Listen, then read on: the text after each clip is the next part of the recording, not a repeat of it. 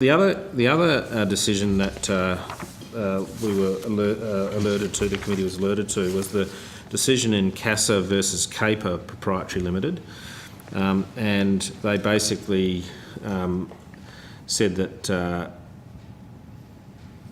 Regulation 206B, which defines charter operations, that there was going to be a rationalisation across basically private, commercial.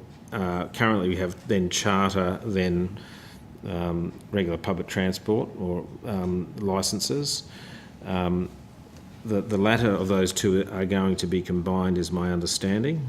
And the question, which I think was reasonably asked, or we were asked to put to CASA, is, as you combine the RPT licence requirements and the charter licence requirements, will that end up, the fear is that will cause the charter operators to have to operate to a higher level of regulation than they currently do to meet.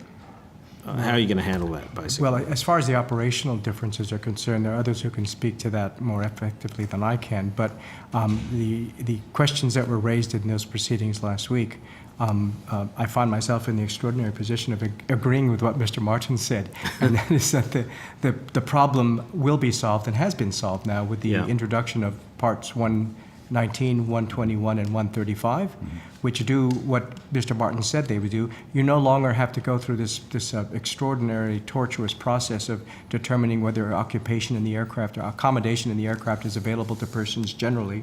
Now it's simply a question of whether it's a large aircraft or a small aircraft engaged in a passenger transport operation. So that particular problem that was addressed in CAPER will go away when these pieces of legislation come into force in 2021. And Senator, if I may, part of the intention, and I think it's been a long-standing intention of governments, has been to reduce the distinction between charter and regular public transport operations, to reduce that distinction, which means closing the gap between the two. I don't believe it was ever the intention to reduce the standards, the safety standards in regular public transport. It was always the long-standing intention to assist charter to get closer to that safety standard. And that's one of the things that's come out of these regulations. But I take the point on regulatory burden, but I also understand the point, that very long-standing strategic objective for a very long time of trying to reduce that gap. Yeah.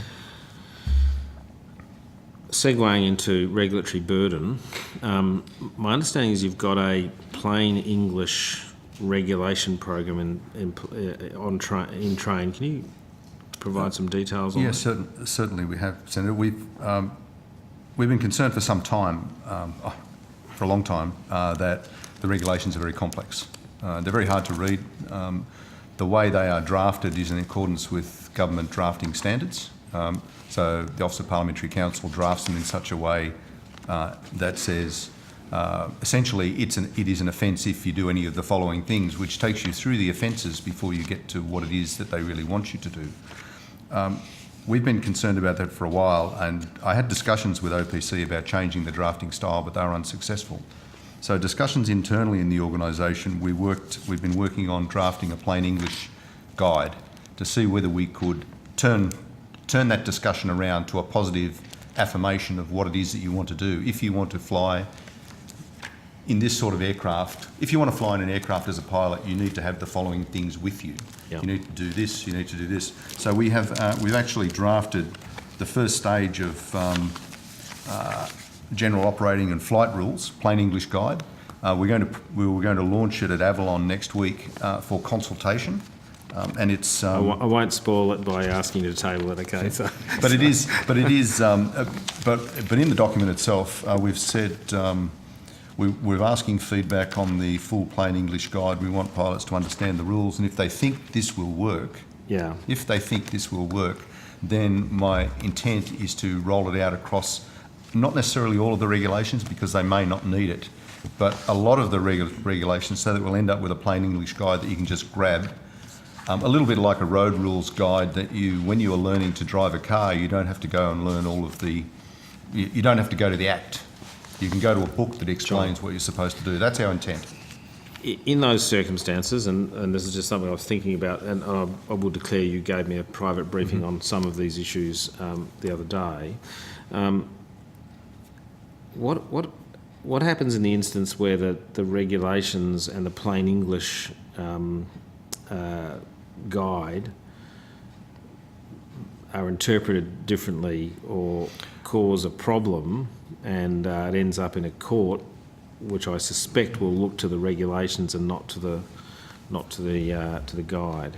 Senator, I hope to avoid that. What I've done so far, what we've done so far is we've drafted, we've come up with, we've tried to turn the drafting model on its head and drafted something, and then we are working it through our legal and regulatory affairs area to be absolutely certain that what is reflected in the plain English guide actually reflects the intent of the regulation, even though it's turned around the other way. And so far we've been successful. I think that there is still some concern. This is not an easy thing to do.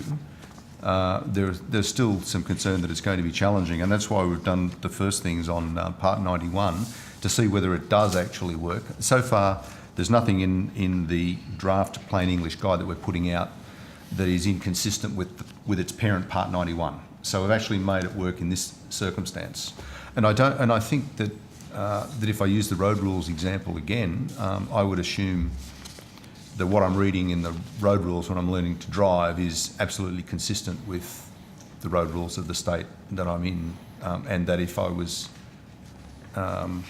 I followed that guide, I would in fact be operating consistent with the rules.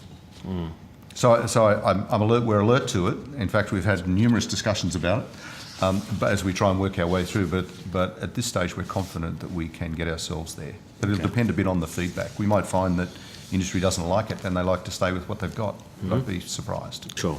Okay. So, all right. We'll see how that pans out. I do note your office provided me with also a copy of your visual flight rules guide. I presume that's not public yet, or it is, or That's an update. I think it's an update. It is public. Yes. Okay, it is public. Visual flight guide, and we have a very large, a broad responsibility for education. It's one of the things that we do, and so we are publishing a human factors guide at Avalon as well, which leads us, which we think will be very helpful for pilots at all levels. The more experienced pilots, of course, do a lot of human factors training in airlines. But as you work your way back down to the smaller end of town, there's sometimes a lack of awareness, and we're moving to that space as well, hopefully in cooperation with the community service flight organisations and a range of others. The Airline Operators and Pilots Association, we've reached out to them and said that we'd like to work closely with them in promoting human factors and those sorts of things. I've got a pilot's license. I'm wondering whether I should declare this as a gift of some sort. I haven't flown for 20 years, so hopefully I'll get away. Have to check and see what we sell them for. Okay.